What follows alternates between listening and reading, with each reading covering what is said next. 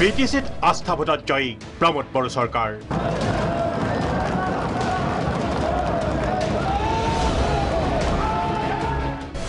বিপিএফে উত্তপ্ত কৰলে সদন। পুনৰ আদালতলৈ যাব হাগ্ৰামা মহিলাৰী।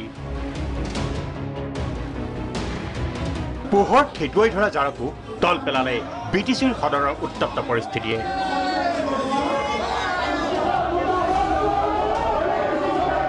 গুৱাহাটী উচ্চ ন্যায়ালয়ৰ নিৰ্দেশত আজি সদনত আস্থা ভোট বিচাৰে প্ৰমোদ বড়ো নেতৃত্বাধীন চৰকাৰখনে। ইউপিপিএল, বিজেপি, জিএছপিৰ 22জন পাৰিষদে হাত দাঙি সংযুক্ত চৰকাৰখনৰ প্ৰতি আস্থাৰ ভোট দিয়ে। আৰু সেই ফ্ল'ৰ টেষ্টটো কম্পজিট ফ্ল'ৰ টেষ্ট আছিলে। যদি হাগ্ৰামা মহিলাই ডাঙৰীয়া বা বিপিএফ দলৰ পৰা ইচ্ছা কৰে তেওঁলোকে চিফৰ কাৰণে নমিনেট কৰিব পাৰিলে হয়, কিন্তু তেওঁলোকে কোনো নমিনেট নকৰিলে। গতিকে প্ৰমোদ বড়ো ডাঙৰীয়াই ইয়াত মানে ফুল মেজৰিটি হৈ ফালে আজি ফ্ল'ৰ টেষ্টত তেওঁ জয়যুক্ত হৈ গ'ল। আৰু এতিয়া প্ৰমোদ বড়োৰ নেতৃত্বত আমাৰ এলায়েন্সৰ চৰকাৰটো আজিৰ পৰা আৰম্ভ হৈ গ'ল। পুৱা 10 বজাত সদনৰ কাম কাজ আৰম্ভ হোৱাৰ পিছতেই বিৰোধীৰ আসনত বহা বিপিএফৰ পাৰিষদসকলে অধ্যক্ষৰ বিৰুদ্ধে অনিয়মৰ অভিযোগ তুলি সদনৰ মজিয়াত প্ৰতিবাদ সাব্যস্ত কৰে।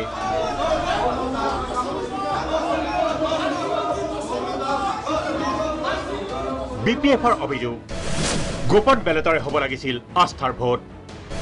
মুখ্য কাৰ্যবাহী, উপমুখ্য কাৰ্যবাহীক কিয় প্ৰথমে শপত বাক্য পাঠ কৰোৱালে?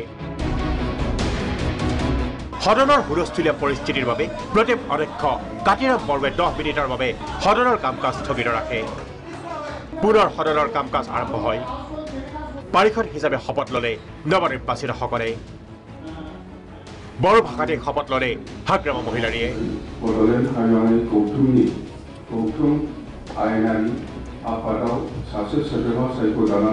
সদনৰ এই হুলস্থুলীয়া পৰিৱেশৰ বাবে বিপিএফক জগৰীয়া কৰিলে মুখ্য কাৰ্যবাহী সদস্য প্ৰমোদ বড়োৱে। বিটিএডিত প্ৰকৃত গণতন্ত্ৰ প্ৰতিষ্ঠাৰো অংগীকাৰ কৰে বড়োৱে। পালে কি ভোট টেকিং চেৰিমনিটো শান্তিৰে হ'ব দিয়া নাই, এটা অগণতান্ত্ৰিক প্ৰক্ৰিয়া ভায়োলেন্স কৰিছে ইয়াতে। আৰু সেইটোৱে যোৱা 17 বছৰে বিটিচিত হৈ আছিলে। ভাৰতবৰ্ষ বিশ্বৰ ভিতৰত সৰ্বশীৰ্ষ এটা গণতান্ত্ৰিক দেশ।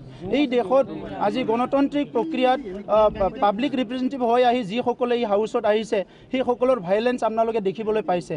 গতিকে এইটো অতিকৈ দুৰ্ভাগ্যজনক। আৰু ইউপিপিএল, বিজেপি আৰু জিএছপি মিলি আজি যিটো আমাৰ মেজৰিটি শ্ব' কৰিছে, আমাৰ গভৰ্ণমেণ্ট অলৰেডি ফৰ্ম কৰা হৈছে। আৰু আমাৰ দিনত আমি তেনেকুৱা কোনো অগণতান্ত্ৰিক প্ৰক্ৰিয়া ইয়াতে হ'বলৈ নিদিওঁ। ইয়াত ৰাইজৰ চৰকাৰ হ'ব, গণতন্ত্ৰ ইয়াতে সদায় থাকিব। তেনেকুৱা অগণতান্ত্ৰিক শক্তিবিলাক চিৰদিনৰ কাৰণে চবেই ৰাইজে মিলি পেলাই শেষ কৰিব লাগিব। আস্থাৰ ভোটৰ পিছতেই প্ৰমোদ বড়ো আৰু তেওঁৰ পক্ষৰ পাৰিষদসকলে সদন কক্ষ এৰি যায়।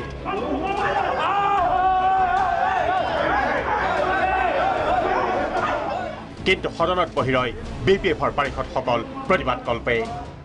বিটিচিৰ এই আস্থা ভোটৰ বিৰুদ্ধে পুনৰ ন্যায়ালয়ৰ কাষ চাপিব হেনো হাগ্ৰামা মহিলাৰী।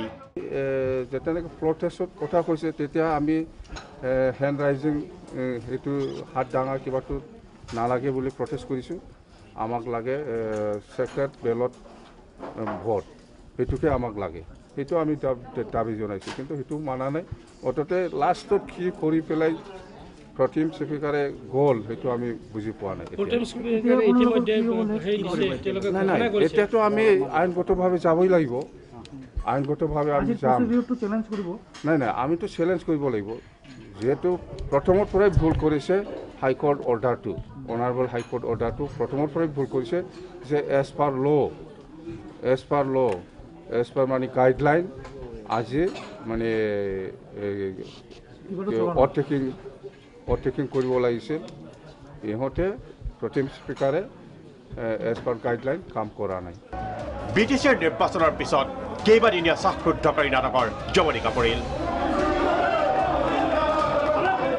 নাটকখনৰ শেষ দৃশ্যটো হৈছিল বুধবাৰে গুৱাহাটীৰ হোটেল ৰেডিচন ব্লুত।